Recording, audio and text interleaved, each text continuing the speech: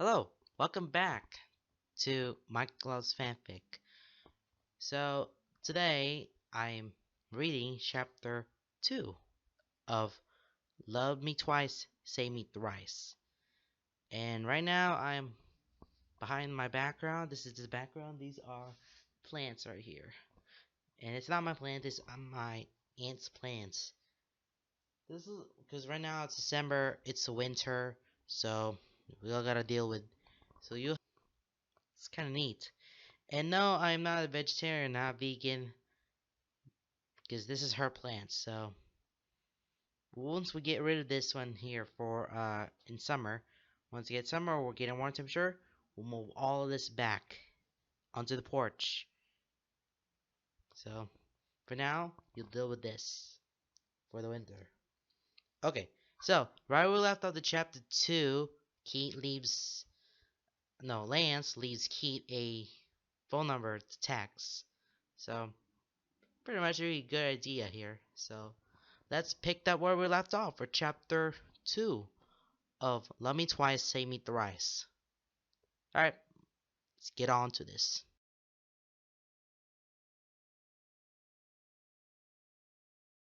Chapter 2.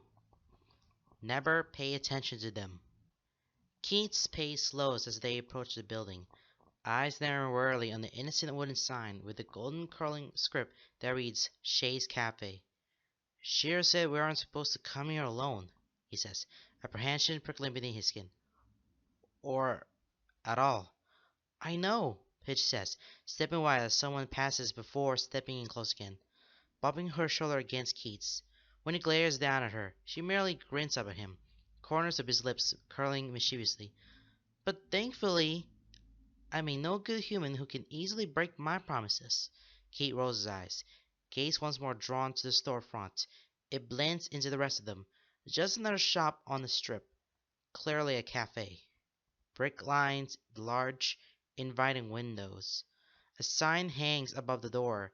Even the door itself looks rustic and intricate and inviting. He's not sure how much of it is fey magic at work and how much is just the simple fact that it looks like a cozy coffee shop. His lips first, pressed into a small frown. Shears is as domesticated as a fey can get, he says slowly, voice kept just above a whisper. When he gets paranoid, I think it's best to listen. Head shrugs, arm bumping against his once more. Her grin has yet to fade. Yet here you are, being a rebel with me. I can't let you go alone. He reaches for a door handle, which is noticeably made of a curb of worn wood rather than any type of metal. He pulls it open, setting aside for Pidge to enter while his gaze takes another lazy sweep of the street. There aren't any Fae lingering, and the ones he can see don't seem to be paying attention to them. What a gentleman, Pidge teases, putting a hand to her chest. Key rolls his eyes, lightly kicking her calf. Just go. A silver bell above the door chimes as they step over the threshold, despite the fact that the door opens outward and hasn't touched it. Keith pauses just inside, taking a moment to glance around. He lets his gaze travel almost lazily over the interior, keeping his face firmly indifferent, as if he's just a human who wandered in, inspecting the decor. The interior of the cafe is decorated, almost like a cave. The walls are covered with texture to mimic rock walls, and all the light fixtures are designed to look like glowing crystals. Despite that, the place doesn't feel confined or dark. It's warm with soft lighting and feels incredibly welcoming. Along with Shay's smile as she spots them. Hello, you two. Hey, Shay, Pidge says, already leaving Keith's side to walk up to the counter. He's slower, taking note of how many Fae are in the cafe. There are only a few. One in the corner, tall and hunched, hood covering much of his face, despite the shimmer of his glamour. Another sits at another table, a large book open in front of them as they hunch over it.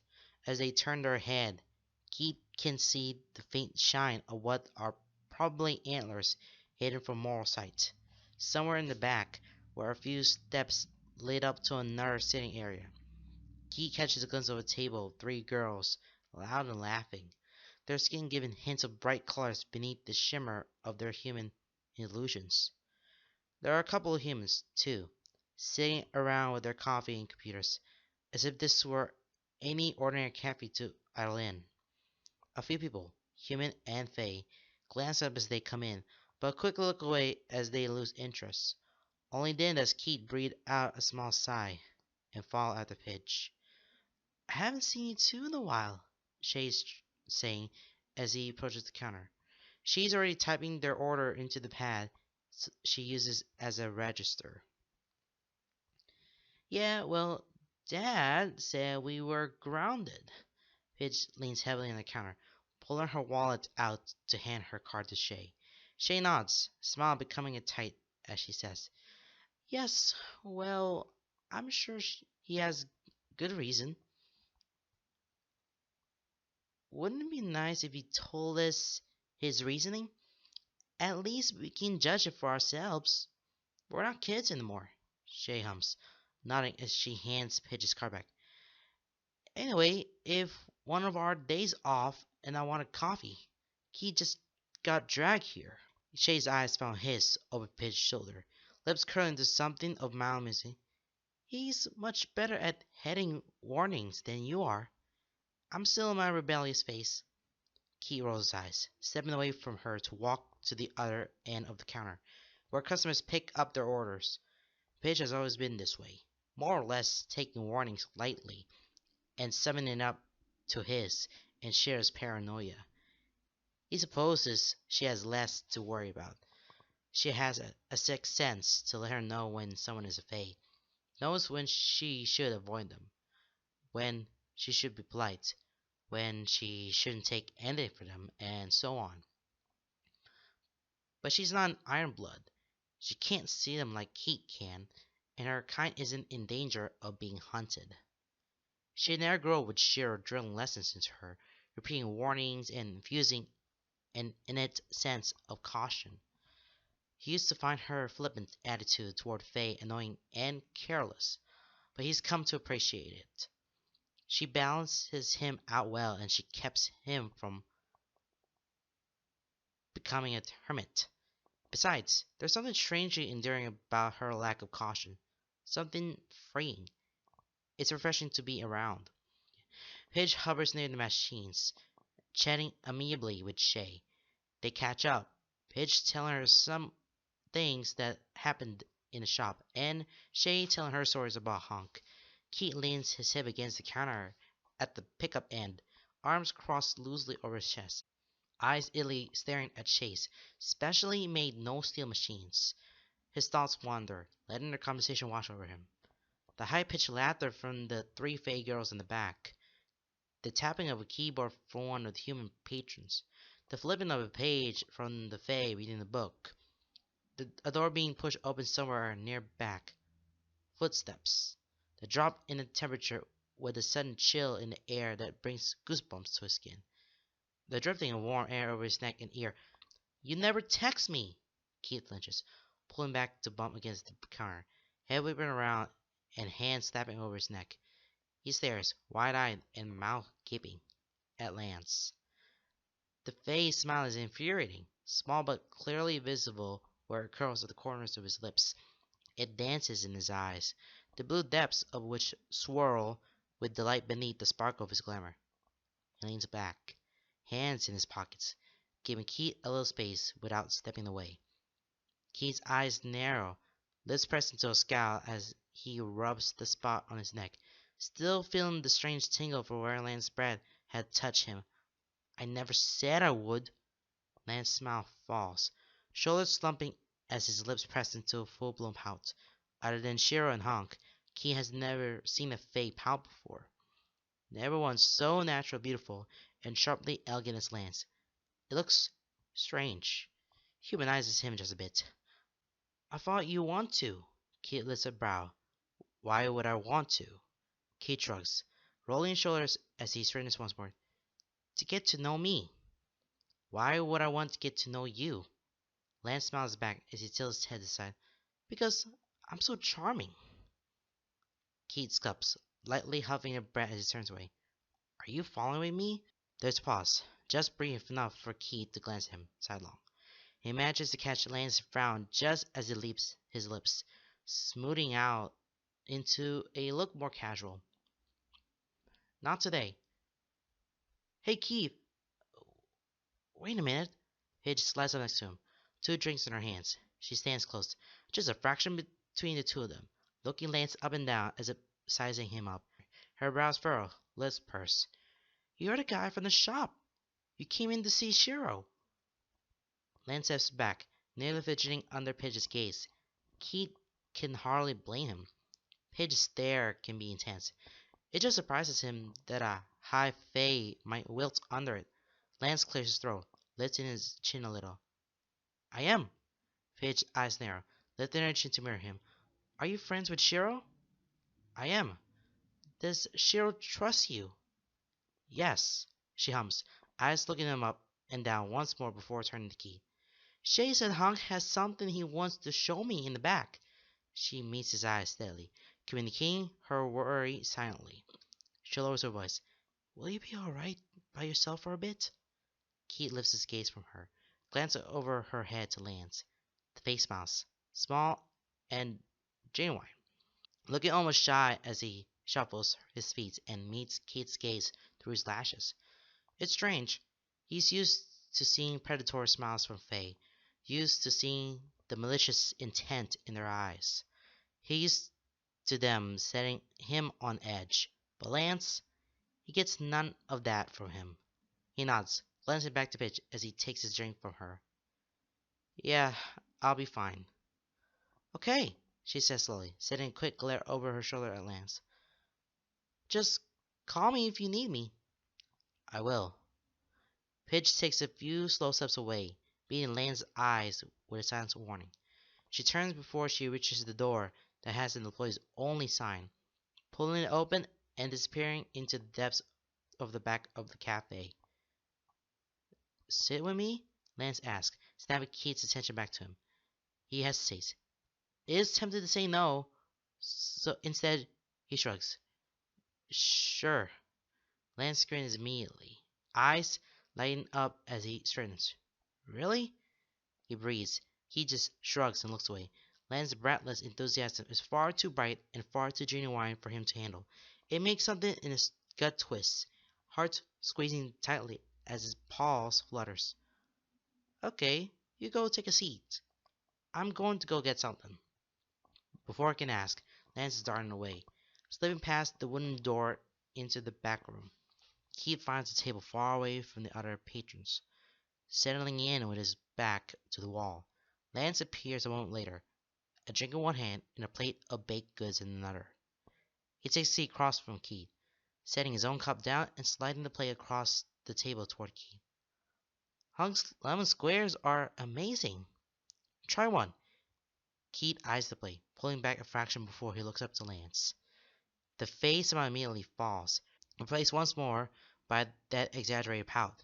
He huffs, eyes narrowing. Fine. He leans back in his seat, arms crossing over his chest as he glares at Keith. I'm abandoning those. They're not mine. I have no claim. They're not a gift.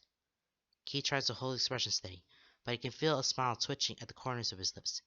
He reaches forward, taking a square gingerly between two fingers. Flavor bursts into life on his tongue. Sharp citrus, sweetness of sugar and honey, a strange light earthiness that grounds the whole sensation and keeps it from being too much. He closed his eyes briefly, humming in contentment. Good, right? All of Hunk's creations are amazing, he says, finishing off the lemon square and licking his fingers clean. True. He's always had a gift for food. How do you know him? Him and Shay. Lance shrugs, leaning forward once more and resting his arms on the table. He cradles his mug between his hands. He's one of my best friends. We go way, way, way back. I met Shay through him. Is that how you know Shiro? Lance says down, lips twisting. Sort of? What's that supposed to mean? I more or less introduced them to Shiro, but they already knew of him. Few people didn't. He nods, eyes on the table between them. He mirrors Lance, cradling his cup between his hands, leaning forward enough to keep their conversation private. He glances up through his lashes, catches the flicker of confusion in Lance's eyes. You knew him when he was still with the court. It's not a question, but Lance answers away, lowering his voice to match Keith's. Of course, everyone knew of him. You just didn't know of him, Keith presses. You knew him personally. Is there any point in denying it? Lance asks, lips curled with wide amusement. No. Then yes, I knew him. You're of the summer court, Keith says. It's not a question. Something flickers in Lance's eyes, and while his smile remains, it becomes strained. A frozen memory of something that was once genuine. She didn't tell me much about his life at court, but he's implied the only people he knew were those with power. Those, and the wild fae he met before he got there. He let his eyes wander, gaze drifting into the places where Lance's thin and glamour shines the most. His cheeks, his ears, his hair. Judging from how thin your glamour is, you're one of the powerful ones. A high fae in the summer court. Lance's mouth twitches wider, but there's no amusement there, just careful indifference as he hums vaguely.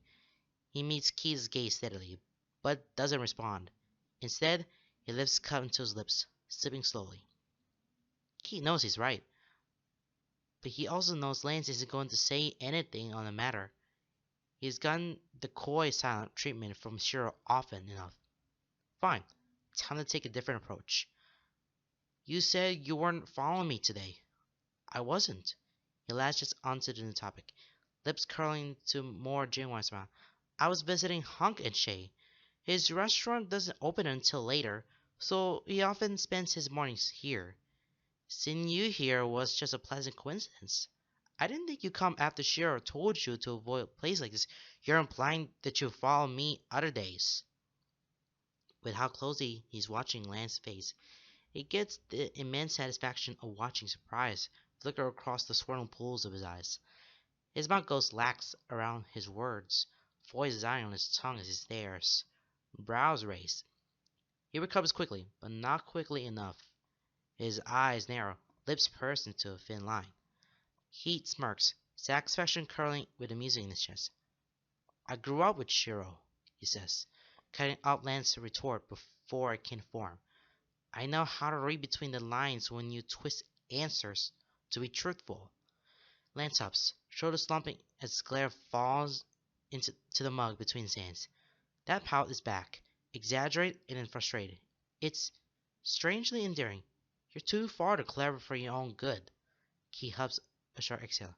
Shiro says that too. So why have you been following me? Lance glanced up through his lashes, brows furrowed and pout still in place. Keith cocks an eyebrow. You're not exactly subtle about it. I've seen you a couple times. Other times I've felt the cold air you bring with you, and you tend to leave flowers behind. Lance's pout wavers as his own smile threatens to break through. Flowers you've grown fond of. Keith frowns, ignoring the heat that prickles at the back of his neck. Why have you been following me? Lance sits up a little straighter, one shoulder rising and falling. I want to keep an eye on you. Make sure you're safe. Why? Lances his head to the side. Eyes distant and smile wistful. I ask myself that a lot, he breathes, a sigh trailing on the end of his words, his eyes lowered to the table, brows pinching as his smile fades. I haven't really come up with a good answer. I shouldn't be following you. I shouldn't care. I should be avoiding you completely. He swallows hard. Why? He glanced up through his lashes, smile wry. You're dangerous. Keith scuffs. I've heard that before. That's what they all think of my kind. True, but it's more than that. You're dangerous to me. Or at least you have the potential to be. I was warned not to mingle with your kind yet. I can't stay away from you. His head tilts to the other side, eyes narrow as he looks Keith over, Liz purrs as if trying to figure out a puzzle. His voice drops into a thoughtful whisper. Maybe that's the reason. You're too hard to resist. There's something buzzing beneath his skin. His chest squeezes against the rapid pulse of his heart. Heat's in his veins, prickling at his fingertips as he feels Glenn's gaze rake over him. When he speaks, it comes out as a whisper, if only to keep his voice from cracking. If I'm dangerous to you, why don't you hate me? Why don't you try to kill me? Lance frowns at that, brows furrowing. I don't think I'm capable of hating you. He shakes his head, waving the hand as if to dissipate the notion. And I could never kill you. Keith tries to ignore his body's reaction to that statement. Open and honest. The warmth that curls and coils in his gut, bubbling through his veins. A delight thrill that's startling and frightening as it shivers down his spine. Why am I dangerous to you, specifically? Lance's eyes return to his, crinkling at the corners as a smile tugs at his lips. He lifts his cup to hide it, voice deceptively casual but unable to hide his satisfaction as he says, I'll suppose you'll have to get to know me to find out. He winks, and Keith hates the way his boss stutters. Good thing you can text me. Okay, so there's a lot of things happening now through all of this. So Key and Paige went to Chase Cafe. Yeah, I just remember that. And they talked about specifically about Hunk and Shay. And then all of a sudden, Lance, the full Fae, I think the high Fae of the Summer Court, comes in and talks about why Lance personally know Shiro, because Lance have known Shiro for like a long time. Keith is the same thing too, and wondering about why are they dangerous? Why Lance is dangerous to Keith personally? Well, that's what he said, so according to it. And then Keith's wondering why they're following me to make sure Lance makes sure Keith is safe and staying away from the other phase. Because we don't want to end up in disaster and taking you to the court. We don't want that to happen, okay? That's pretty much a little concern here. But Lance is saying Keith's dangerous because we don't want to interfere with each other, which is the half breeds and full fae. And that would cause some problems here. I don't know if this is the right word, a commotion? Yeah. Yeah, we don't want to cause any commotions. Yeah, it's a good term, sorry. Yeah, should make sure of that. So yeah, we don't want any commotions through all this pile of being dangerous to one of the Fays, dangerous, and sending them to court and execute. I mean, that's what I'm getting there from it. But hey, that's just the start of it, okay? It's just the start of it. Alright, I'm now... Alright, let's just continue on. Oh, by the way, this is text. So I'm going to break down to it. I'm not going to talk to you if you keep sending me emojis. Nice try, but you only reply to me when I send you emojis. Besides, what do you have against emojis? They're adorable and innocent and a brilliant invention. You keep sending me entire blocks of random emojis, Lance. That's too much. They're not random, Keith. They tell a story.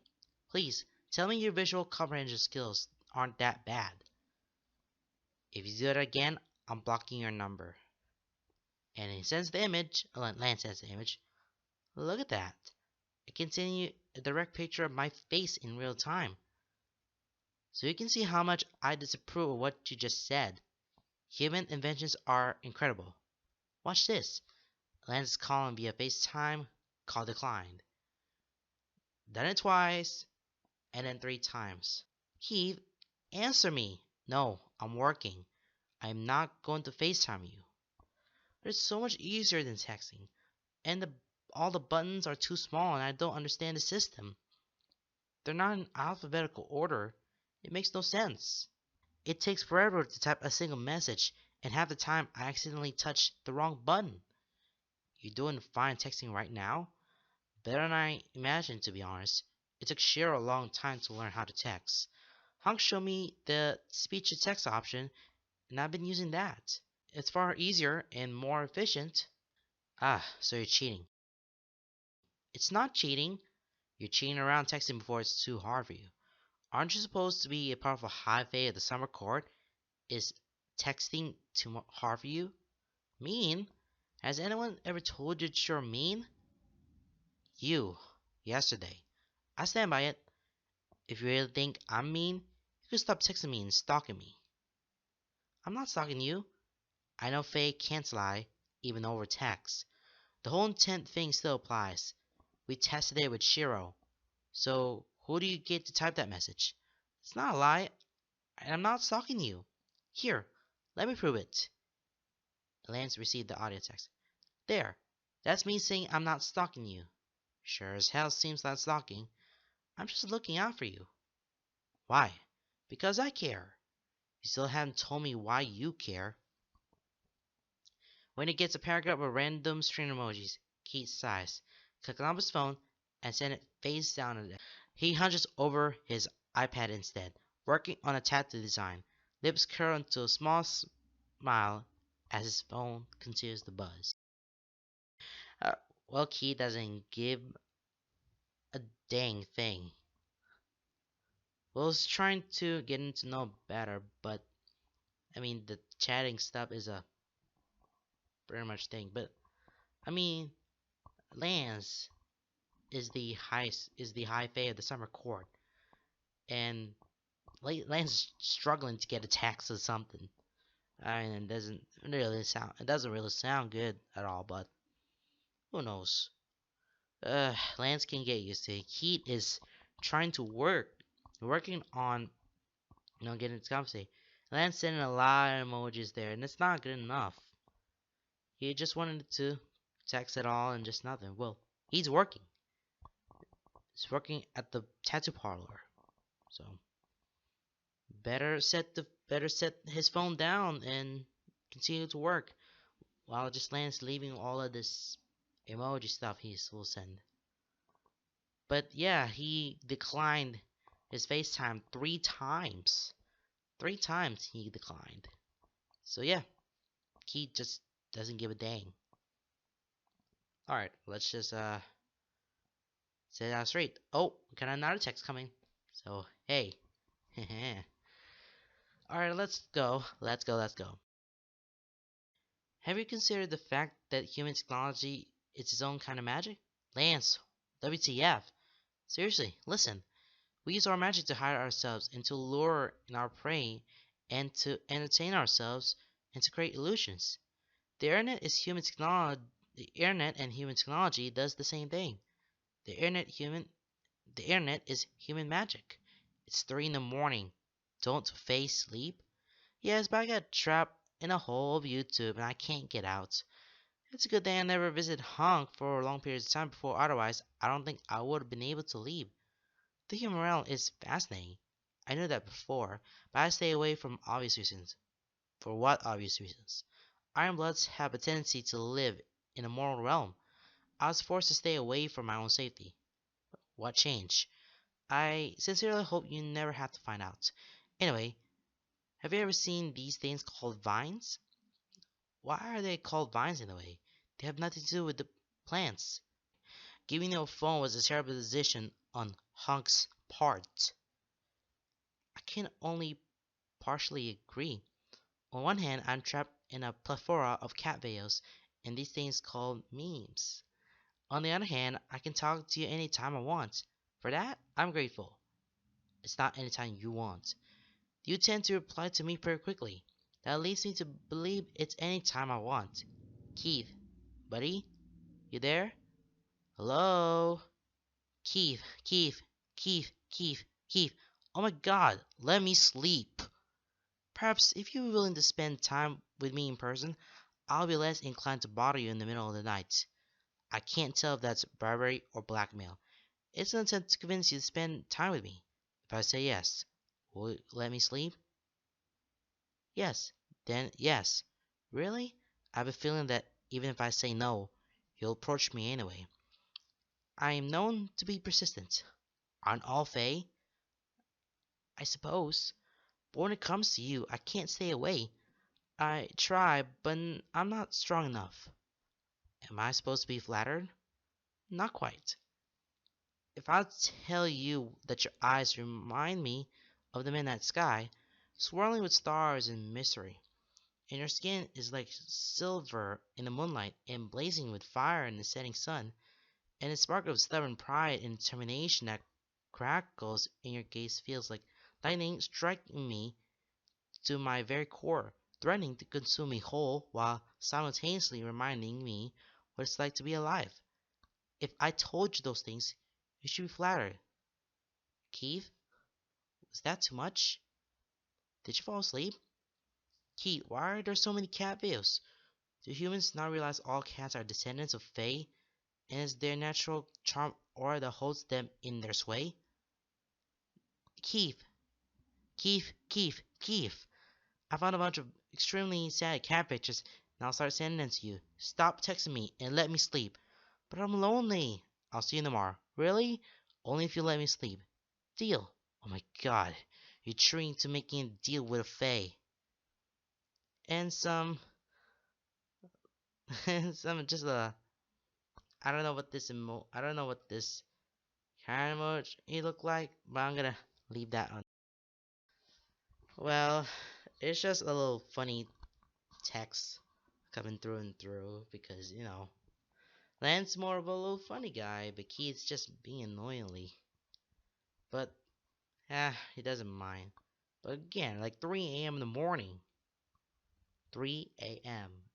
And Lance texting Shiro. What heck is that? What's wrong with that? Well, we'll just have to find out now. Okay, now the text over, now let's get back to regular stuff. Regular reading.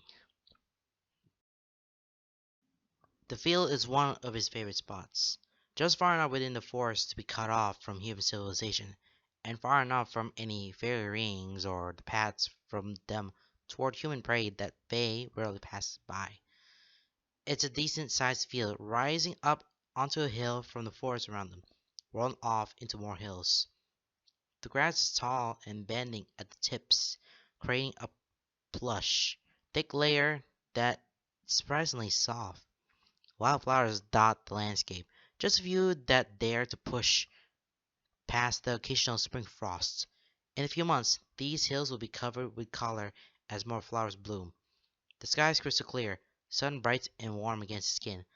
A few puffy clouds float lazily across the azure backdrop. A gentle breeze rolls over the field, making the grass dance and playing with the loose hair at his neck. Keith sits atop a hill, knees pulled up and one arm draped over the top of them. His other hand idly runs to Cosmo's fur, where the wolf flies curl around his back and side. Keith had given Lance vague instructions, curious how long it will take. Not long, apparently. Next breeze rolled past him as a chill, making shivers run down his spine. There is a shift in the grass long after the wind settles, a consistent swish of footsteps. Cosmo lifts his head and turns to glance behind him, nostrils flaring as he turns to loose the wind. Keith already knows who it is, trusting the feeling in his gut. But when Cosmo lays his head back down, eyes closing, Keith is certain. "You found me," he says, tilting his head to glance up as Lance comes to stand next to him. His skin is warm in the afternoon sunlight. The breeze plays lovingly with his hair, catching the light as it moves and nearly glinting white through his glamour. When he smiles, bright and lopsided, Keith's stomach flips. "Of course I did." He lowers himself to the ground next to Keith, stretching his legs out in front of him, crossing them at the ankles. He plants his hands behind him, leaning back. "I always do." Another breeze rolls past them, warmer. It tugs at Keith's jacket and plays with Lance's shirt. He's not wearing that oversized jacket today, but he still dresses far more simply than Keith would expect from a high fae. If he wasn't able to see Lance's glamour, he'd blend right into human crowds, dressed casual but clearly aware of his body type. If it weren't for that subtle sheen of his glamour, he'd be exactly Keith's type. And that's a thought. An uncomfortable one that has his heart picking up all the same. There aren't any Fae around here, Lance says, pausing before his lip curls the corners. Besides me, he his head to Lance a Keith, and it's only then that he realizes he's staring. He turns away quickly, ignoring the heat threatening to crawl up his neck, and the chuckle escaping Lance's lips in soft puffs of air. I know. You chose this spot so we could be alone. It's not a question, but there's still inquiry in his voice, a curiosity. I like this spot, he says, scratching behind Cosmo's ears. Cosmo and I come here a lot. Sometimes Paige and Sheer come along. Sometimes Matt. It's nice to have a place to relax where we don't have to worry about being watched. And that's precisely the reason why he's not sure why he decided to meet Lance here. He had agreed to see him, but they could have hung out anywhere. It didn't have to be in a special spot. But once the idea came to him, flowing delicately on a metal breeze, he had seized it and hadn't been able to let it go. So here he is, sitting in the most private spot he can find, far from the noise and pollution of the city, with his dog and a Fey boy he really shouldn't be trusting. Yet he finds himself trusting Lance in a way. It has been a conscious decision. Small things that he doesn't realize the importance of until later. Staring at him, talking to him, approaching him, saving the forget-me-nots, teasing him, being what could be considered rude, allowing Lance to text him and contact him. Not feeling stressed or strained about the fact that Lance seems to know what he is. He doesn't think it has everything to do with Cher's influence. Cher had assured him that Hawk and Shay could be trusted as well, but it took some time to warm up to them. He still doesn't fully trust them, if he's being honest. Yet, he let Lance to his spot. He's letting Lance weasel his way into his life. It doesn't seem to be a conscious decision, and stopping it feels as futile as trying to stop the tides. He doesn't know what he's doing, but he's always been one to follow his instincts, and his instincts don't warn him against Lance. On the contrary, it feels like they're pulling him toward the Fae. Why did you name him Cosmo? Lance asked, pulling him from his thoughts. There's a smile on Lance's lips, small and curling coy, and it's upon noticing that Keith realizes he's been staring again. And Lance has noticed. His tears eyes away, setting them instead on his companion. The rising embarrassment washes away as the softness relaxes his features, pulling a smile from him as he rubs his thumb between Cosmo's closed eyes. Because his fur reminds me of the cosmos. Lance glanced over then, head tilting to the side as his brows pulled together at the center. He's gray and white? He's not sure why he makes the decision. He's not entirely sure that there was a decision to begin with. It's not something he usually lets other people see. And never Faye. His abilities are closely guarded secrets, things that set him apart from the humans, so he so desperately presents himself as. Yet he feels a symbol tugging wider across his lips, feels his hand dragging over across his head and down his neck, feels the prickling of his magic bubbling in his veins. The tightly wound knot in his chest unfurls, buzzing with energy just beneath his skin. He reaches beyond himself, pulling at the magic already embedded into Cosmos' skin. As his hand presses over Cosmos' fur, it leaves a wake of color change. The common grays and whites of a husky shift to blues, dark as the midnight sky with highlights of brighter shades. Cosmo doesn't open his eyes, but he shifts his shoulders, shaking out the prickling feeling of Keith, temporarily peeling back the thick glamour he wears. When he lifts his hand, the fur fades back to normal, shimmering back to gray and white like it had never been different in the first place. Whoa! He hears Lance breathe. He scratches behind Cosmo's ears as he looks up. Grin stretched wide, chest bubbling with strange sort of pride that he's not used to feeling. Lance's eyes are wide, fixed on the wolf curled around Keith. He's a blink wolf. Yup. Keith can hold back the fond pride that leaks into his voice. I found him here 5 years ago. He was young and injured. Must have come through one of the Fey rings. He was being hunted, and Sheer and I chased off the predators. Cosmo's eyes blink open, gazing up at him and shining with golden intelligence. Keith runs his thumb between them, smiling as they droop. Sheer said we couldn't keep him because he'd draw attention to us, but he didn't want to leave me, and I didn't want to let him go. I can't even feel him. Lance is leaning forward now, legs crossed under him as he leans around Keith to get a better look at the wolf. His brows are furrowed, lips pursed in his confusion. His delicate upturned nose crinkles, and Keith tries his best not to think of it as cute. It is, though, and incredibly endearing. I should be able to feel his magic and see his glamour. He's a fake creature. His eyes find Keith's, hesitant. How? Keith lets his shoulder rise and fall, heart hammering his chest as he says, "My magic." The words feel strange on his tongue. He's not used to talking about it aloud, or at all. It's oddly thrilling. I have blood magic. I was able to infuse it into Cosmo's skin. Glamour is infused into this hair follicles, too small for most Fae to notice. I also changed the aura his blood gives off so it doesn't immediately read as Fae. Most Fae just think he's strange, but no one questions it. It was the only way Shiro would let me keep him. That's incredible. Lance breathes, glances back to Cosmo. He reaches out a tender hand, and Cosmo's eyes snap to it. Lance hesitates, but then pushes forward. He breathes out a small breath when his hand makes contact. A giggle slipping out when Cosmo pushes into his hand to encourage the petting. I never imagined you could apply your magic like this. Something prickles the back of Keith's neck.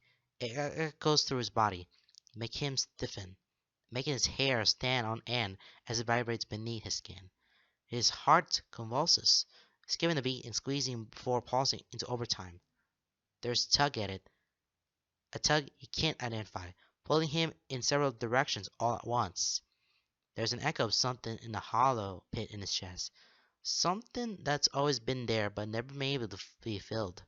A strange emptiness that Keith has always known. It pauses, shivers, and something itches in the back of his mind. A thought he can't quite grasp. Dissipates like smoke as he reaches for it, slipping through his fingers as he wanders into dense fog. It feels tense. It feels strange. It feels it feels familiar? Have we met before? The words slip from his lips on the breath that's pushed from him as his chest squeezes. He doesn't know why he says them. Doesn't know why that's the question that pulls from him. But he watches as Lance stiffens and knows that he isn't going crazy. Before, I mean, before that day at the subway station. Do we know each other? Lance turns to look at him. The moment slow and dragging, as if time itself had turned into liquid. He meets Keith's eyes, his own carefully blank, calculating as they search Keith's face. Then he smiles, slow and small, but it's tight-lipped and doesn't reach his eyes. Blue fragile eyes that swim with far too many things for Keith to name, but seem to ache in his chest all the same. You're not going to answer me, are you? Lance shakes his head, already pushing himself to his feet, brushing loose grass from his pants. He looks around for a moment, taking a few steps away before bending at the waist and picking up a stick. He waves in the air, smile looking hair more genuine, says, "Hey, Cosmo, wanna play fetch? Fetch, boy? Wanna play?" Cosmo lifts his head immediately, body tense and at attention. Ears perk forward. His eyes are narrow on the stick in Lance's hand. Then he looks to Keith, cocking his head to the side in clear question. Keith feels himself smile, unable to help it as he passes Wolf's head. "Go ahead. You can blink." Lance throws the stick, and Cosmo disappears from his side in a brief flash of light and a crackle of energy. leaving for a small cloud of smoke and glimmering dust that dissipates into the wind.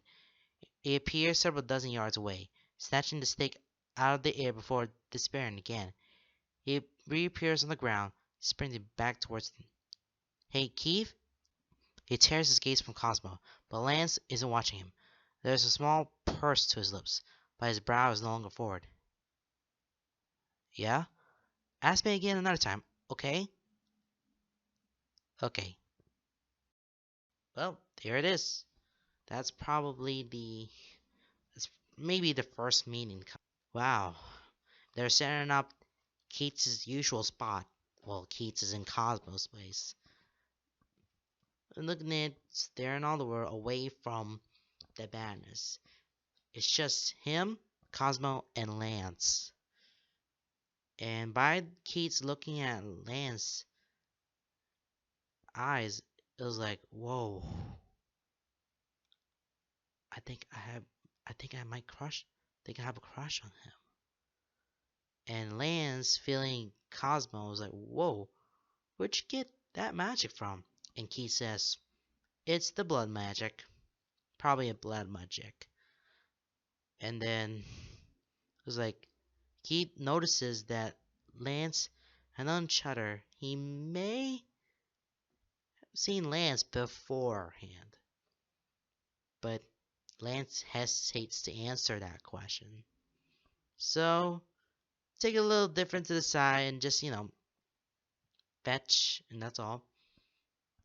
So yeah, there's a lot of unanswered questions to get to know, but whew, oh boy. Lance wants Keith to meet, like, same time, same place, but another time, so he'll have his second meeting later.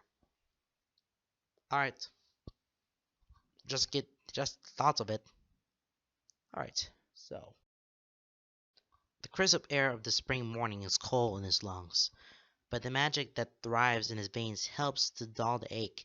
It also helps to keep his muscles warm and loose as his run comes to an abrupt stop at a light. Still, he keeps moving, jogging a little in place on the street corner as cars whip through the intersection. His heart beats heavy in his chest, nearly drowned out by the music blaring into one ear. The other earbud is tucked away, allowing him to hear the din of city noise. A strange sensation shivers through him, as familiar as it is alarming, yet oddly conflicting. He's used to the feeling of being watched. Even more so, he's attuned to the feeling of Fey eyes on him. His blood reacts to it, simmering beneath his skin, cold and insistent, making his hair stand on end in an early warning system of gut reactions that he's learned better than to ignore. But paired with it is another sensation that's becoming increasingly more familiar, the strange warm bubbling that settles low in his gut and hums through his chest when it lands eyes on him. His eyes are already wandering, gaze sweeping out around him in a lazy arc, a completely natural thing for a pedestrian stuck on the street corner to do. He knows he's looking for Lance. Any sign or hint of him, it shouldn't be too hard. Lance has stopped making himself subtle whenever he watches Keith. Instead, his gaze snags on a different Fey. A tall man with a fake glamour that catches the sunlight like a beacon. Beneath the shimmer, Keith can nearly catch purple hues on his skin. Thick, tangled dark hair. A heavy glamour that obscures the furry ears right to top his head and the tail swinging behind him. He wears a coat, hands tucked into it, but it's not nearly enough to hide how unnaturally gangly his limbs are. Keith might have overlooked him completely. He had not been staring right at Keith. Their eyes met briefly, but Keith's eyes passed over him out of habit. He can't, however, stop the impulse to do a double take as his eyes snap back. His chest squeezes tight, apprehension and a spark of startled panic sending a cold rush of adrenaline through his veins. He keeps his eyes moving, trying to pull it up as looking back to the light about the change. But he can still see the Fae in his peripheral vision, standing across another street, people moving around him, clearly obscured by the illusion of his glamour. He hasn't turned away from Keith, and the weight of his eyes is making the skin crawl. The signal to walk lights up just as his own buzzes in his pocket. He pulls it out, already starting up a jog, and avoiding looking at the Fae watching him. He's surprised to find it's a call from Lance. Hello? You're being watched. Ice crawls down his spine, and he nearly trips over his own feet. His eyes widen, stabbing from side to side, but he still can't find Lance. What? You're being watched. How do you know? Because I'm watching you, too. And him. Faye. Keith breathes, barely daring to voice the word, even as a whisper that's lost to the wind. He's not sure the phone would have picked it up, but Lance seems to hear all the same. Yeah, he's keeping his distance, but he's following you. Keith's heart tears against his ribs as it pounds. His breath becomes ragged, ringing in his ears.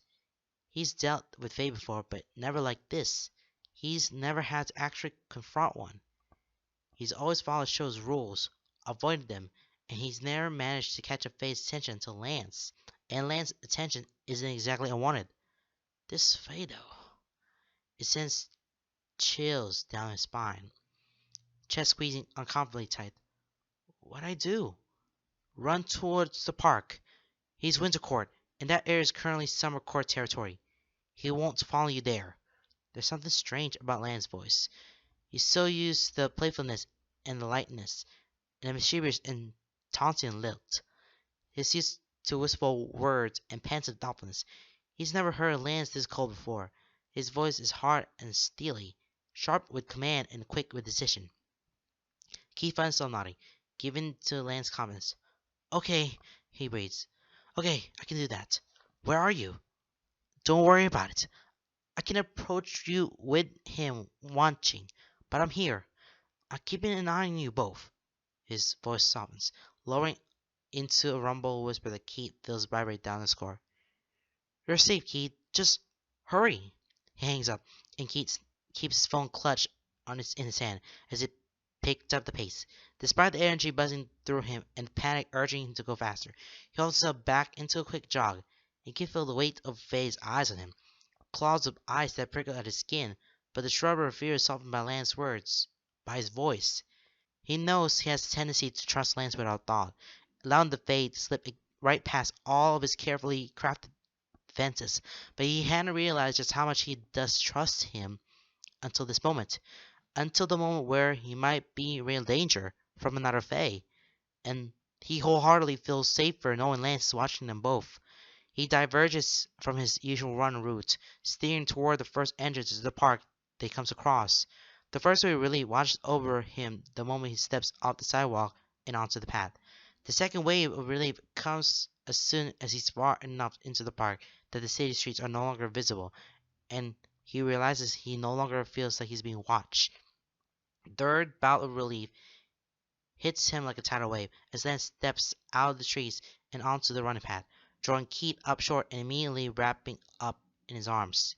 Keith freezes, heart's hammering hard enough that he's certain Lance must feel it. He blames it on the feeling of being haunted instead of the strong, secure presence of Lance's arms around him, holding him into a solid and firm chest.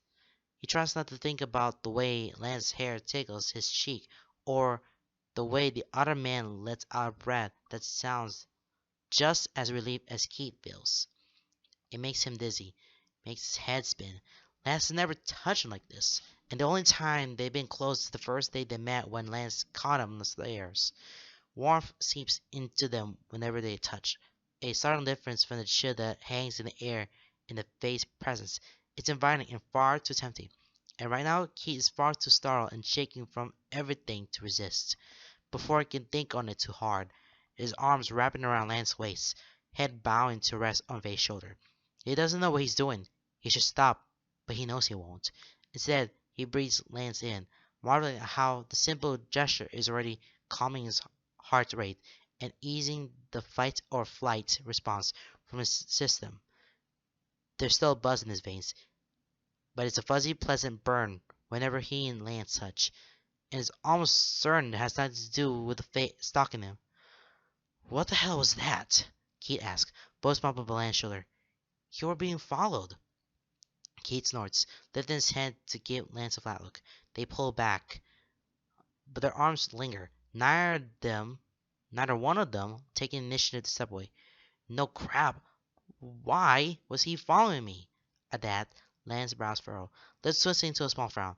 He searches Keith's face, and while a pause is usually indicative of a Fae figuring out how to maneuver around a lie, Lance just looks thoughtful. Frustrated, but thoughtful nonetheless. I don't know. He shakes his head, taking a reluctant step back. His arms fall from Keith, and Keith's own feel colder as they drop to his sides. I don't know what about you caught his interest, or why he was following you, but we can't let him get to you. What would have happened? He asks, hands flexing as he fights down the way his stomach turns. If he had caught up to me. Lance shakes his head once more. I don't know. I don't know what he wanted. He reaches out then, snagging Keith's right wrist and pulling his arm between them. The fingers of his other hand lightly trace the symbol on Keith's dagger tattoo, the one that outlines his birthmark. His eyes stay fixed on it, looking strangely whimsical and saddened all at once. His touch makes goosebumps rise on Keith's skin. But your butt is of the Winter Court. If they get a hold of you, they'll feel like they have a claim to you. He looks up then, eyes hard as steel. His lips press into a small scowl.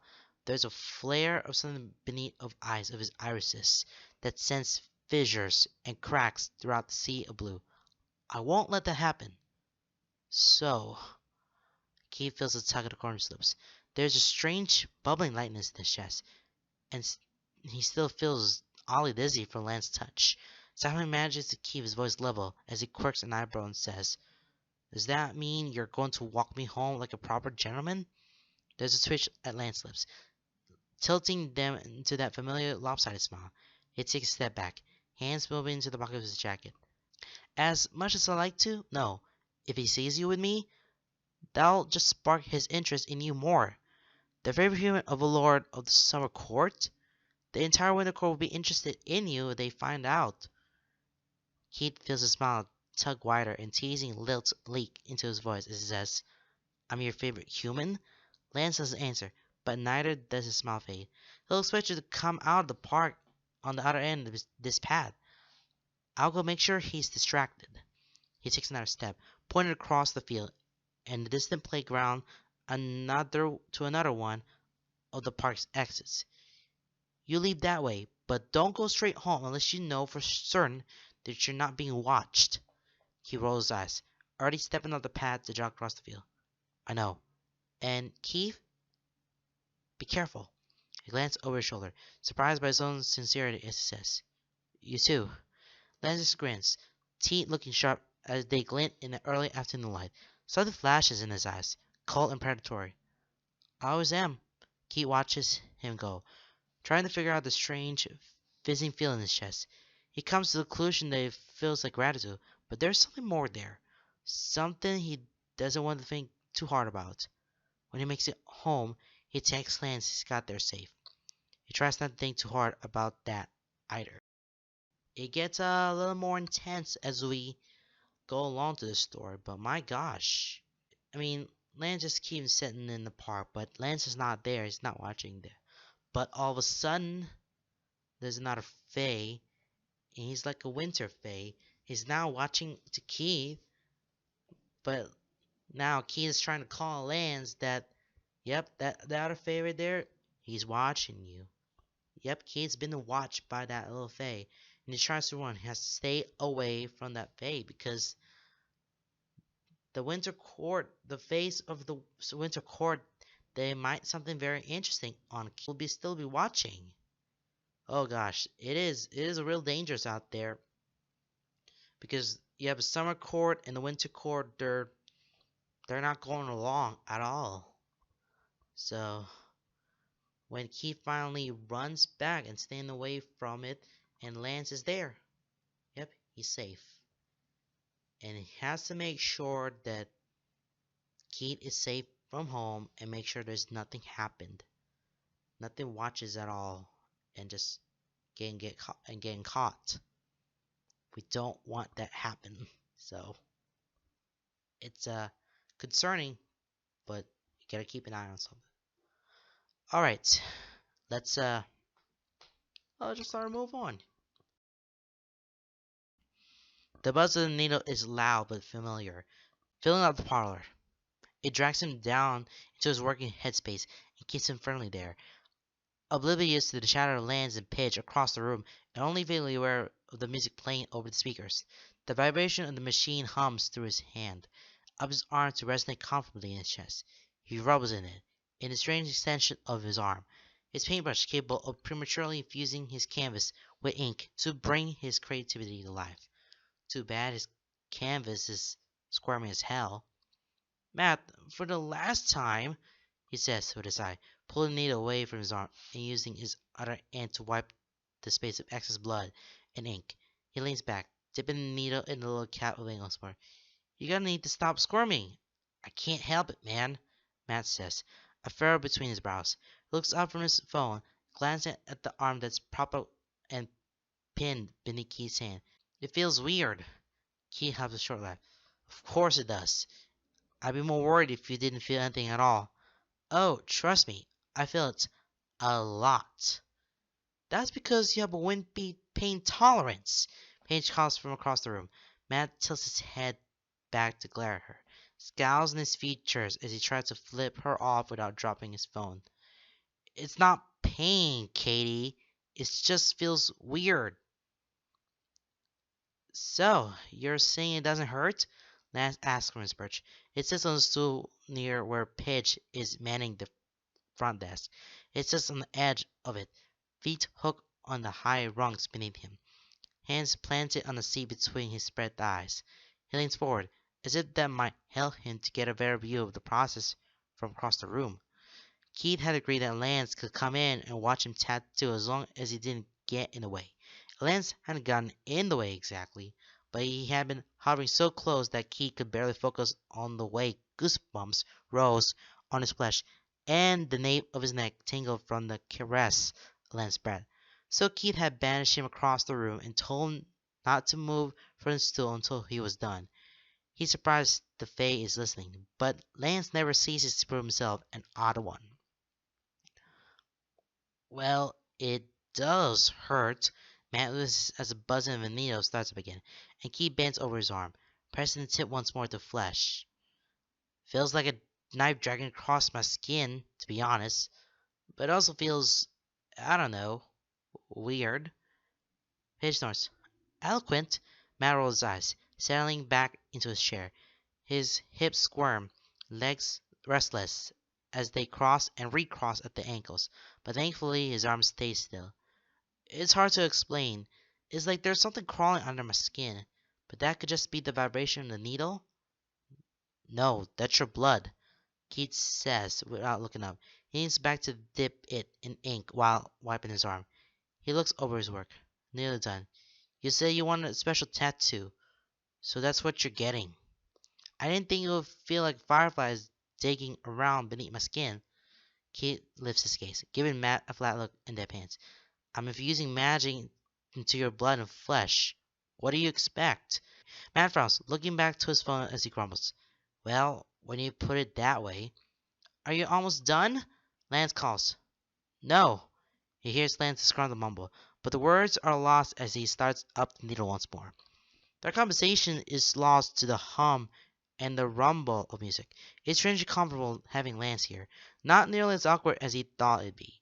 Now after Lance settled into a seat and started chatting amiably with Pidge. She had been uncertain of him at first, as had Matt, but they had relaxed after some reassurances from both Keith and Cheryl. It hadn't been taken long for Pidge to be laughing alongside Lance as he tells stories, hands moving wildly to illustrate his points, pouting as Pidge teased him. It's an easy transition, just like everyone else. Lance just seems to fit. Alright, I'm done with the bass lines. He leans back, reaching to his table to rinse the needle.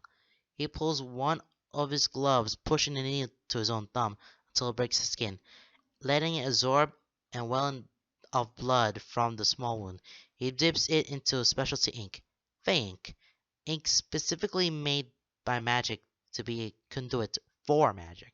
Sure gets it specially made, delivered to a shop by sources in the Fade world that he's never divulged. He knows it comes from some contact he still has in the summer court, but he doesn't need to know any details. And honestly, he doesn't care. As long as Shiro can get the ink. He uses it to tattoo Faye, and Keith uses it in tandem with his inherent blood magic to create magical tattoos. Most of his tattoos are infused with simple things: a boost to the immune system, helping them sleep, giving them a little strength, a little more endurance, a little more luck, or trying to keep them warmer in the winter or cooler in the summer. He talks to all of his customers, learns a little about them, and helps them where he can. Not that they know about it, but he gets amazing reviews. It helps that his tattoos are also magically imbued to hold color, hold their lines, heal quickly, and they never fade. Sometimes, though, in cases of friends, he's willing to create more complex tattoos. That can't be sanitary, Matt mumbles, watching as Keith uses the needle to swirl his drop of blood in with the ink. He shrugs. Probably not. This is insane. It's magic. If it makes you feel any better, you're not going to get sick from our blood. I can make sure of that. I sure hope so. He moves forward once more, placing a hand on Matt's arm and hovering the tattoo gun above his arm. I'm going to start on the eye now. Ready? Matt breathes out, long and red. As I'll ever be. He cocks a sympathetic smile. It won't hurt any more than usual, but I've heard it feels really weird. Great. Matt takes a deep breath, stealing himself his purse lips. I'm ready. Go for it. Keith chuckles, turning his attention back to Matt's arm. He takes a deep breath, letting his eyes drip shut as he reaches inward, touching that bundle of magic that lies so close to his heart, pulsing through his veins. It's already been unfurled, letting heat radiate through his blood as he's been working. He's been letting some of it seep into Matt, twisting and shaping and using his blood to form components of the tattoo, to make sure the shape holds, to help the healing process, to make sure it lasts. But now he lets the bushel of magic himself truly bloom, lets the power pulse through his veins with every beat of his heart. It vibrates in time with the tattoo gun in his hand, warmth flooding his system, a prickling just beneath the skin. He breathes out, opening his eyes as he places the needle to flesh. Whoa, dude, Matt breathes. Your eyes are yellow. I know, he mumbles. Shut up and let me concentrate. He focuses on the push and pull of the needle, drag of it across flesh. He can feel the blood-infused ink beneath his fingertips, calling out to him, still connected to him. He uses it, binds with it, uses it to shape, gives it intention, gives it purpose, infuses that purpose into Matt's own blood. The ink is clear, but as he paints across Matt's skin, color appears. Under some lines, but not others. He zones in on it, lost to the motions, lost to the vision he holds in his mind.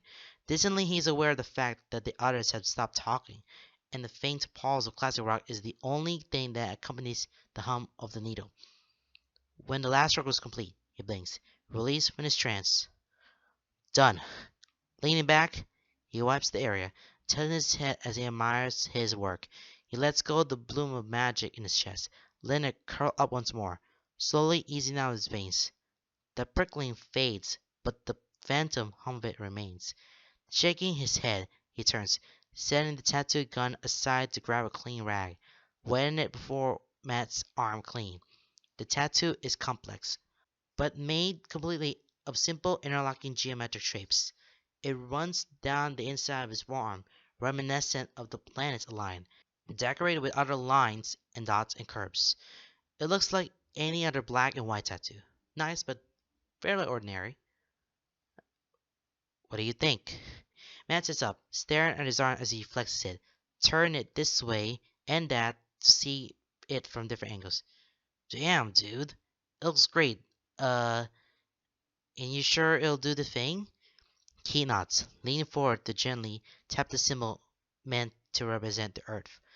If any Fade tries to use magic on you, The earth will open up to reveal the simple amber eye that I showed you on the mock-up.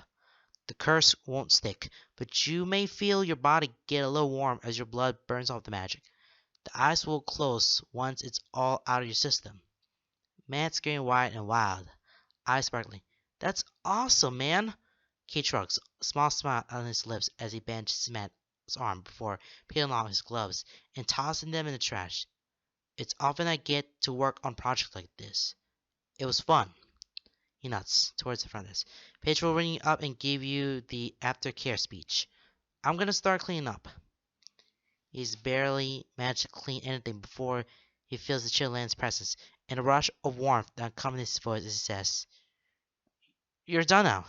He can't help the soft chocolate kiss him. "Yeah, I can move from my stool now." Keith glances over his shoulder, finding himself face to face with the Fae. His hands rest on Keith's tattooing chair, leaning back against it, and he tilts his head, eyes on Keith, lit in the dark. "I can see that. That was incredible." There's sincerity in his voice, pitched low and awed, that has warmth prickling the back of Keith's neck.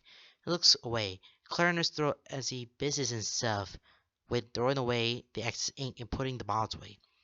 "It wasn't much, just the only thing my magic seems good for."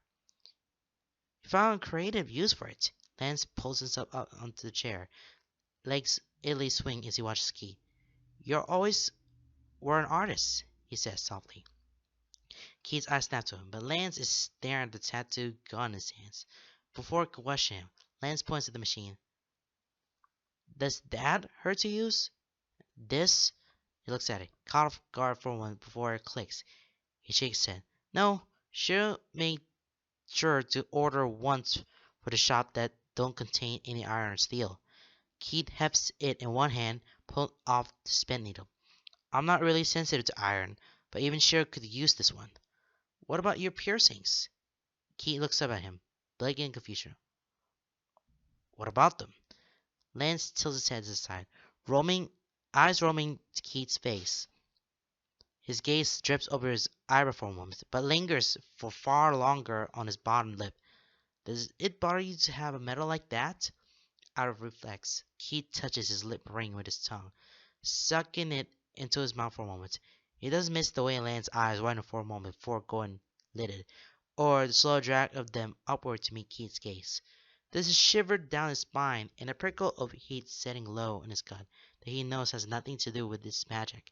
He shakes his head again, turning his back to Lance to finish cleaning up his station. The man, the Fae, is far too distracting and far too alluring for Keith's own good. No, the jewelry I wear is made out of titanium. The iron content is too small for me to notice. I tried sitting still once, and that didn't burn me, but my body rejected it after a while. "I wonder if it would burn me." Lance's voice is soft as a breeze. Thoughtful. When Keith glances over his shoulder, Lance is no longer looking at him. Instead, his eyes are fixated on the small vase of forget-me-nots displayed on his workstation, still as bright blue and pristine as ever, without a single sign of wilting. There's a gentle smile on his lips that makes Keith's heart flip, squeezing tight even as it melts. He's suddenly overwhelmed with the insane urge to touch, the compulsion to reach out and cup that sharp jawline in his palm, to run his thumb over those spots on his cheekbones where his glamour is the thickest, to let himself be lost in the depths, those ocean blue eyes, and leaning to let himself drown. He turns around abruptly, retreating towards Cher's office with stiff steps. He needs to tell Cher that he's done with Matt's tattoo so they can open the shop up properly, but more importantly, he needs to put distance between himself and Lance before he does something stupid. Okay, now, because we're at the parlor, and wow, he is incredibly the tattoo artist. I mean, he's very talented, and he used the blood that it made for the ink to, be resistant, and hopefully the other fate doesn't chew with that ink's power. Yeah, he has a lot of his own power. That's why he made a why he become a tattoo artist on a tattoo parlor. And what he did to Matt, that was insane. That was incredibly insane. You know that. I'm giving him the applaud for that. So yeah, I'm trying to make a proper clap, but I can't.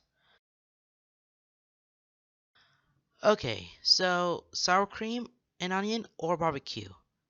Hmm? Key looks up from his phone, blinking as he's met with Pidge's flat stare. In her hands, she holds two chip bags. Oh, both? Her lips screw up for a moment, brows firm before she shrugs. Fair enough. I can keep any leftovers. Keith snores a short laugh. Do you really think there will be leftovers? If I buy cheap cheese balls to keep Matt distracted, there will be. Mind grabbing that tub for me? Sure. He tucks the large plastic barrel under one arm before turning back to his phone. He's not sure why he bothers. He hasn't got a new message in days, but he scrolls conversation anyway. It's stupid, but he can't stop the compulsion any more than he can stop the long exhale that slips past his lips. Hitch groans, spinning on her heel about walking backwards down the aisle. Okay, spill. He glanced up, brows pinching. What? You've been moping all day and yesterday, and you keep staring at your phone and sighing. His lips pressed to a frown. I'm not moping. Things go south with Loverboy? No, he snaps, a little took if the quirk of a mischievous grin on his impish face is anything to go by. He clicks off his phone, shoving it in his pocket before pushing past her, turning the corner at the end of the aisle. And don't call him that. What, lover boy? He ignores her, looking down the aisles past them.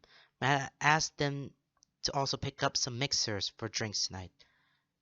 And things haven't gone south. Oh, so things are going well. He can see her hovering at his elbow. He can hear the smirk in her voice and ignores her. Things are just going. Sort of. Sort of? He shrugs, turning down the soda aisle. What? He has been ignoring you? No. Again, too quickly. He agrees to see as she whistles. Long and low. That's it, isn't it? God, he hates that curling lopsided smirk. He glances at her, but she just laughs. Oh my god, you've been moping around because your boyfriend's been ignoring you. He's not my boyfriend, and he's not ignoring me. He's just busy. Doing what? I don't know. Face stuff. He grabs a bottle of Coke that starts back the way they came, making sure to shove heavily at her shoulder. She isn't deterred in the slightest.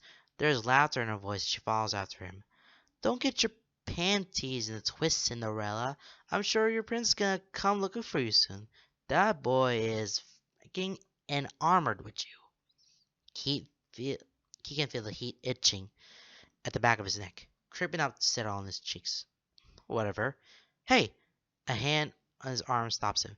He turns to look at her, surprised by the sudden shift in her tone. Her smile's gone. Lips instead pressed into a worried line. Brows furrowed. Her sharp eyes search his face. I know Lance is cool and all, but he's approved by Shiro, Hawk, and Shape. But he's still, you know, one of them. So, be careful, okay? Keith's scowl softens, a smile daring to tug at his lips. Hands full, he shows a touch of affection by lightly kicking her foot his own. I will, okay?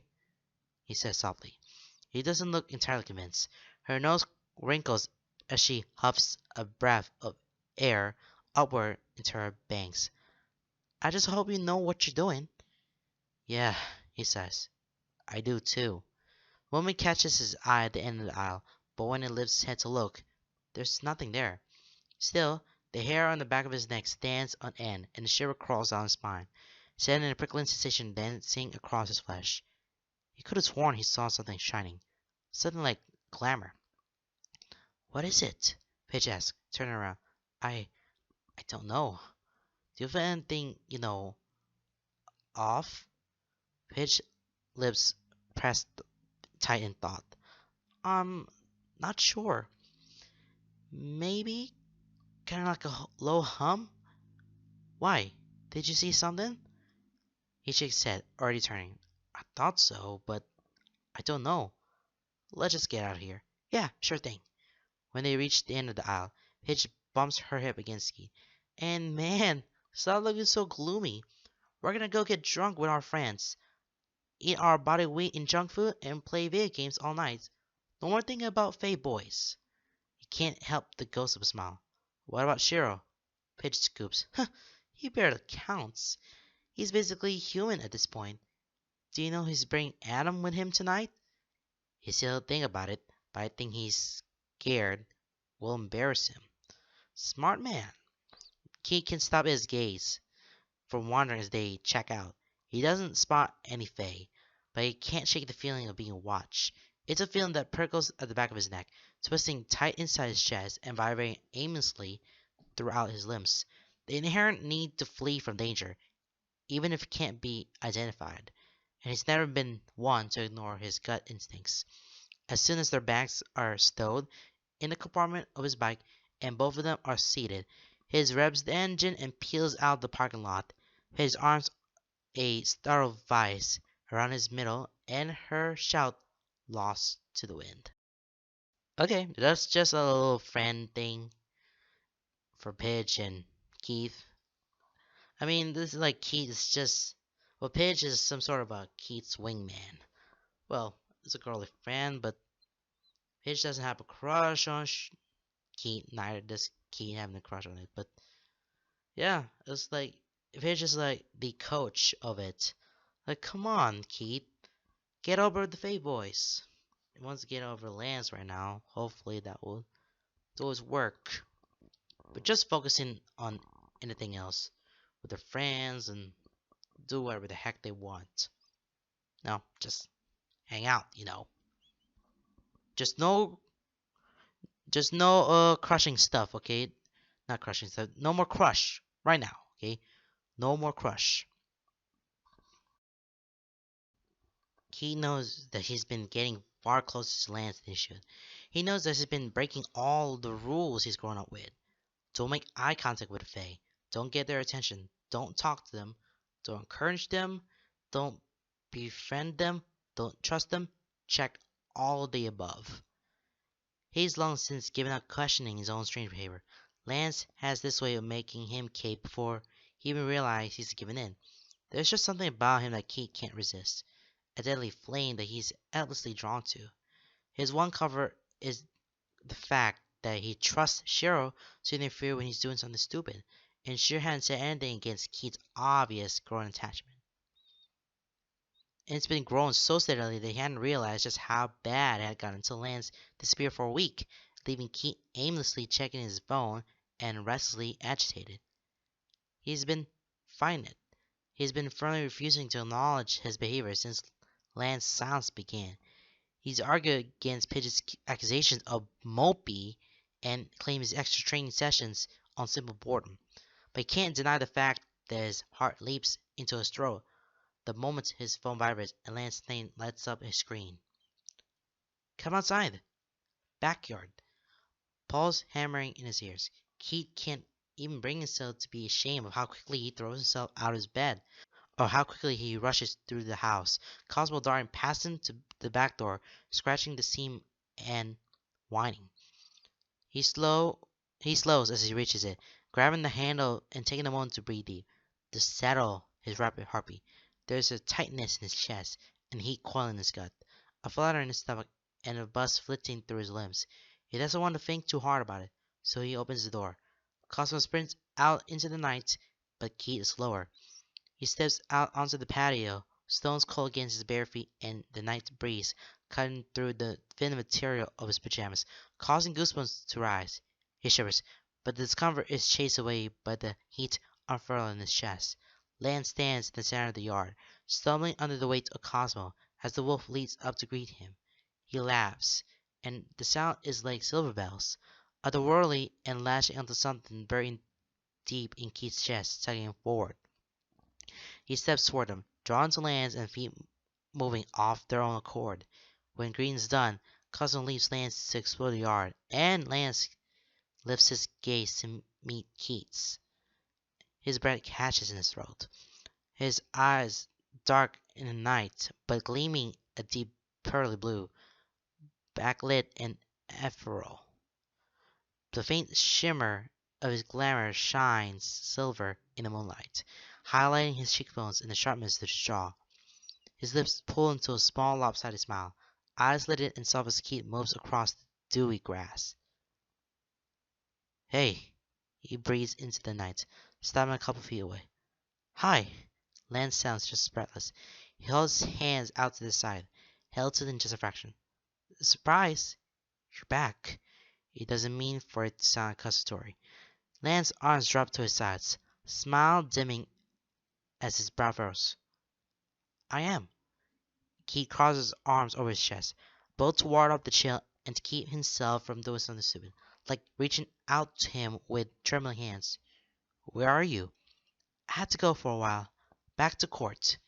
His voice is carefully even and carefully neutral. The same way Shiro talks about Faye in court matters. Cryptic and offhanded. You could have told me you were leaving. The pinch between his brows relaxes, lips watching up into a mischievous smirk that glints in his eyes. Do you miss me? No. It's too quick. Lance's smirk curls wider, right before it shifts. Something, mischievous glee replaced by something he doesn't want to read far into. It was a last-minute thing. I didn't get much warning, and phones don't work in the Fae realm. He just heads aside, that look in his eyes never fading, making Keith's stomach twist and flip. I didn't tell you because I honestly thought you wouldn't notice or care. Keith purses his lips tight, voice stiff and clipped as he says, Well, you were wrong. Lance chuckles. I'll admit I'm a little happy about that. He steps forward, and while Keith tenses, he doesn't move away. Lance stops right in front of him, lifts his hand, fingers curled, before hesitating. There is an uncertainty in his eyes, lips pursed into a small, contemplative frown. Keith lets out a shuddering breath, closing his eyes before leaning into the touch. Lance hesitates for only a moment before the back of his fingers move along Keith's jaw, gentle and reverent. Keith finds himself holding his breath, and Lance cups his jaw, thumb brushing idly across his cheek. He stands far too stiff even as he leans into the touch. Despite the painful pound of his heart against his ribs, he keeps his eyes firmly shut tight, scared of whatever expression Lance might be wearing, afraid that seeing it might unravel the last of his resolve. Lance's skin is smooth, but his fingertips and palm oddly callous. But Keith's skin burns beneath his touch, a spark of magic between them, like static, but he isn't sure who's to blame. I have business to do with, Lance says, voice reticent low, but I couldn't stay away from you forever. I never seemed to be able to. You're a dangerous man, Keith Kagani. Lance's thumb shifts from his cheek to the corner of his lips, hesitating before moving too close to his piercing. Still, the touch of the callous pad of his thumb makes his knees tremble. He turns and, pulling out of Lance's grip and stepping away from him. He doesn't open his eyes until he's several feet away, and even then, he doesn't turn around. Not until he's back on the solid stones of the patio, feeling more grounded with fresh air in his lungs. One hand on the door, he finally turns. Lance hasn't moved, still standing in the center of the yard, watching him with eyes that shine in the moonlight. There is a sorrow that hangs on his expression, and it gives an unexpected tug at the hollow in Keith's chest, echoing with a strange sense of familiarity.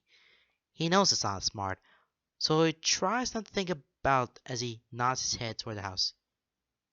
You coming? Lance blinks, eyes going wide as his mouth goes slack.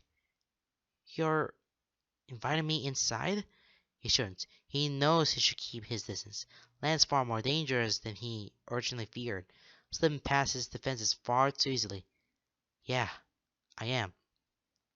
Lance is at his side in just a few long strides, leaning in close enough that he can feel his breath ghosting across his skin. His eyes spark with a strange sort of challenge, lips curl into a mischievous smirk as he says, Didn't Shira ever tell you not to invite strange fae into your home? The threshold is your last line of defense. I've never been very good at listening. Keith finds his own smile forming, small and slight, but current all the same. He meets Lan's gaze with his own silent challenge, pulling the sliding door open. He knows the moment Lan steps over the threshold, there'll be no going back. He's welcoming the man into his life, but he can't deny the thrill that sings in his veins and the excitement that flutters in his chest. Besides, I'm pretty sure I can handle you. He hopes he's right. Oh my goodness. That was incredible when you look at this fic. This chapter 2 is everything in between, you know? Well, that's probably the best thing you can ever go for, and that's all you can get. So, yeah. Man, Lance was. He just wanted to come over. Well, he wants Lance to coming over to his house, and Lance just wanted to go somewhere. He had business to go to the summer courts to go to. That's pretty sure. But Kate just wanted to refuse it, and he wants to come to it, by to his house. And I'm not gonna go further down there, but I just wanted to come by. Maybe in the middle of the night. No, but I don't know what's gonna happen in the chapter because I just don't want to go further down the line there. Just spoiling.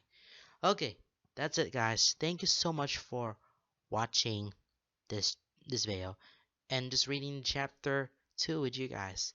Hopefully I'll make another chapter 3. Well, chapter 3 is coming up soon, so okay.